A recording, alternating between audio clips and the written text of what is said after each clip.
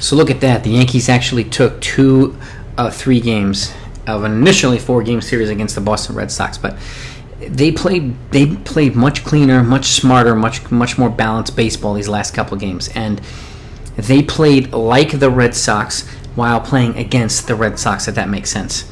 Balanced ball, small ball, hustle, aggressiveness, intelligence, running the bases, stealing, hitting runs, moving guys over and hitting a sac fly to center field or left field to let a guy tag up, manufacturing runs in ways that don't only rely on the home run, even though they hit a lot of those too.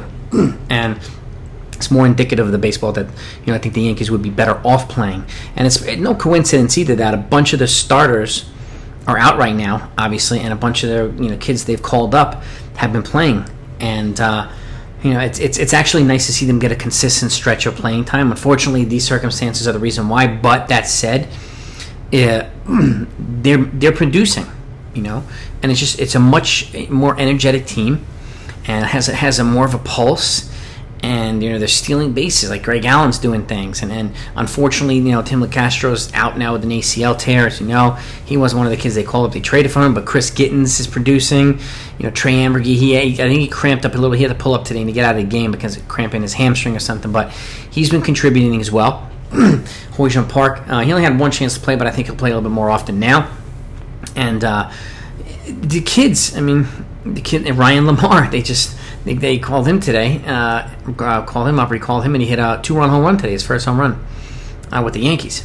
So they're playing, more balanced baseball, and it's not, the just waiting around for a 3-run bomb, but it's indicative, and it's telling to me. Starters are out, they're losing starters and they're winning games. So it goes to show that it does pay off to sometimes call up some guys. Especially guys who are itching to get to the major leagues, and they'll play their butts off. And when they're here, they'll play their butts off to stay here. So you get a good sample size of what these kids look like and what they can actually do. And to me, it's a good thing right now. It's a good thing that some of the starters are right, even though not all the starters are kind of part of the problem that the Yankees have had this season and other seasons. But I like watching, look at the outfield. You have Greg Allen, even Brett Gardner. If it's him or if it's Tyler Wade and you have Greg Allen and you have Ryan Lamar out there as well, you have a fast, athletic outfield. We haven't had that in a while, so it's might as well take advantage of it. Gittens is again another power guy who has the same type of power that Voit has, and he's a good defender at first base and good baseball. So it's just nice to see. It's nice to see a little bit more energy out of the team. They were lifeless before this. And I'll give them credit, too. They've won 8 out of the last 12 games. So, and 2 of 3 series, or 3 out of 4 series. So, but the only thing that stinks about that is the other teams ahead of them have been winning as well. So they've only picked up like 1.5 or 2.5 games that whole stretch. But it is what it is. They picked up another game on Boston leading into an off day to Mars. Now they're 7 games out of first. But they still have a lot of work to do. And tonight's game was the first time I've actually heard them talking about the potential of moving Aaron Judge. And I know some people hate hearing when I say it, but it's actually interesting and refreshing to hear the people on TV talk about it too, as an option if things turn out a certain way. So it's not something that should be ignored. I know people want Stanton to be moved in as well, but let's be real. You call all the GMs, who they're going to ask for first offensive player. They're going to ask for Judge, not Stanton. Okay? Period. If a team asks for Stanton, okay, fine. But again, Judge has 1.5 years of control left at an affordable contract. All right, he will get expensive. He's making $10 million this year, 10.75. He'll probably go up to 15, 17, 18 million after this year, and expect him to get close to $200 million. I don't see a scenario where he doesn't make at least $25 million a year for an extended period of time. I just don't see it. I'd be shocked.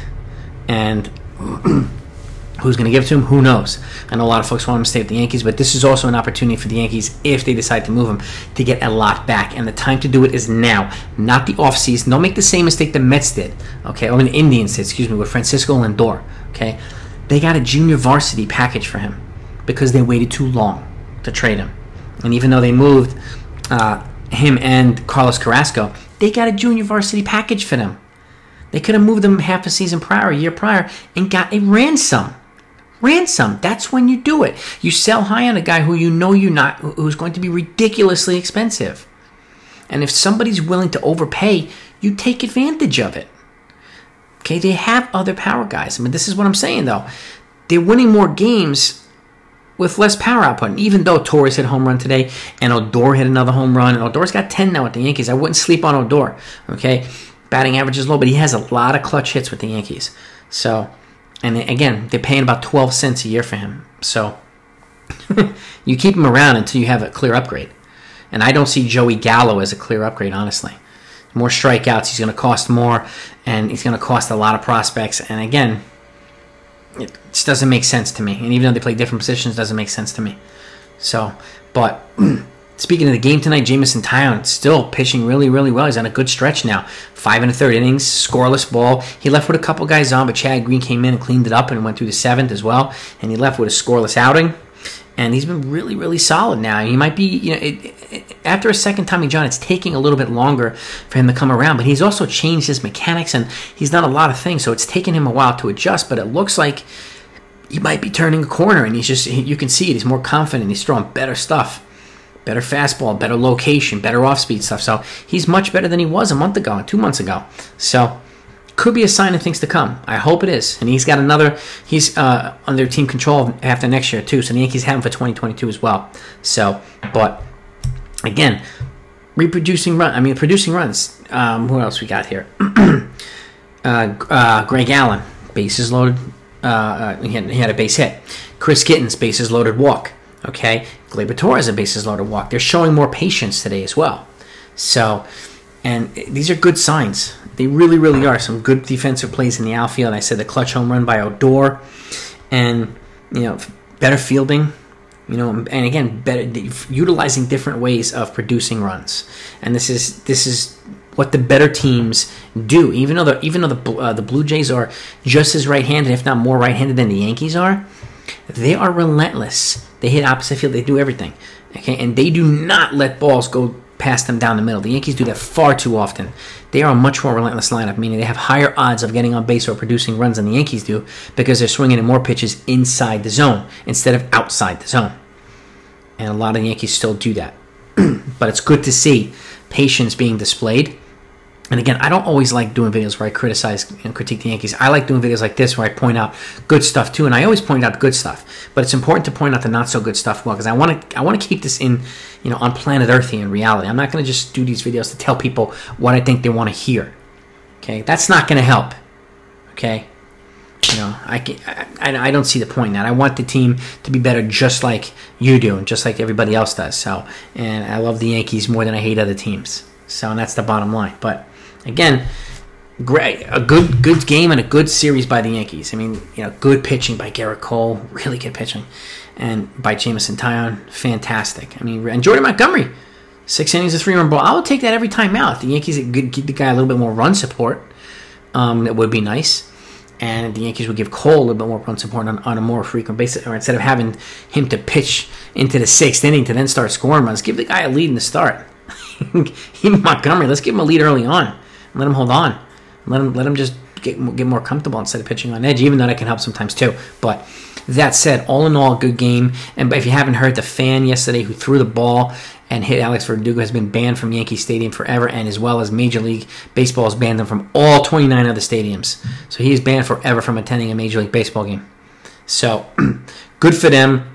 There's no place, there's no place for that. And honestly, like, Alex Verdugo has got a good rapport with the Yankee fans in the outfield. He's always been a cool dude. Even I hate saying about Red Sox, but he's a cool dude.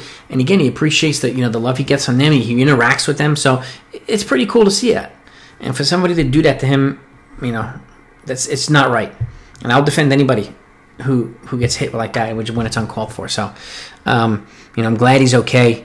And he was back in the game today. And today was a crazy game, too, because there was a couple of umpires who almost got knocked out of the game, hit. Rafael Devers got thrown out of the game for questioning strikes and balls. So, it was a fun game. But I'm just glad the Yankees came out on the winning side. So now they can rest a little bit. They have an off day tomorrow, and then the Phillies come to town for a 2-game series. And then they go to Boston for 4, I think. Then Tampa, and then Miami Marlins. So they have a pretty significant stretch coming, and on the East Coast, but still going to be a pretty significant stretch. If the Yankees can at least win 2 out of 3, is more often than not, then they'll be in a good position to pick up some games and be a little more competitive. But at the same time, I'm still of the opinion they need to buy and sell.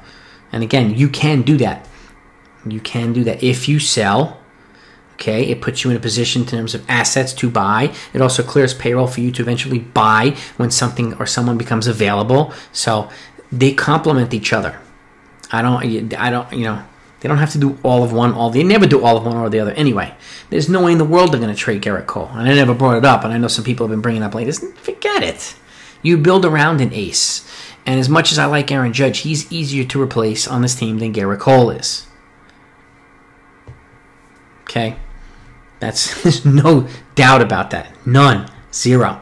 So let's enjoy the day off tomorrow. I got a fun video coming for you. So get ready for that, and I'll talk to you next time.